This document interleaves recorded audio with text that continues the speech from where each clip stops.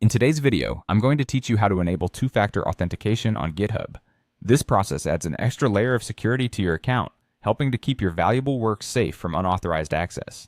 Let's walk through this step-by-step guide together and ensure that your GitHub account is locked down tight. First things first, we need to log into your GitHub account. Open your preferred web browser and navigate to the GitHub website. You'll find a Sign In button in the upper right corner of the page. Click that, enter your login credentials, and you should be taken straight to your GitHub dashboard. Ensure your credentials are correct to avoid any login issues. Now once you're logged in, we need to dive into your security settings. There are two ways to get to the password and authentication settings, depending on what you prefer. For a direct route, you can simply follow this link: GitHub password and authentication settings. If you favor navigating through the website, start by clicking on your profile picture located in the top right corner of the screen. A drop-down menu will appear. Go ahead and select Settings. You'll then be directed to a new page where you'll find Password and Authentication as one of the options in the left-hand sidebar. Click it, and you're in. Great. Now let's begin the setup process for two-factor authentication, or 2FA. On the Password and Authentication page, you'll see a section specifically dedicated to two-factor authentication.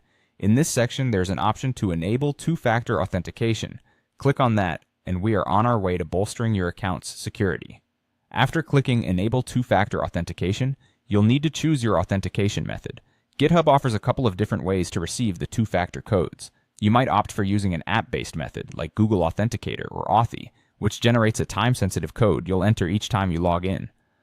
Alternatively, you can have codes sent to you via text message. Choose the option that suits your needs best. Both provide excellent protection, but apps are generally considered more secure since they don't rely on SMS, which can be vulnerable to certain types of attacks. Once you've selected your preferred method, GitHub will guide you through linking your account to your chosen authentication method. Follow the prompts carefully, ensuring you complete each step as instructed. You might be required to scan a QR code with your Authenticator app, or receive a text message with a confirmation code. And there you have it. Your GitHub account is now secured with two-factor authentication. From here on out, whenever you log in, you'll be asked to enter a code in addition to your password, making it much harder for unauthorized users to access your account. Thank you for taking the time to strengthen your GitHub account's security with me today.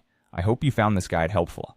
Be sure to stay tuned for more tips on keeping your online presence secure.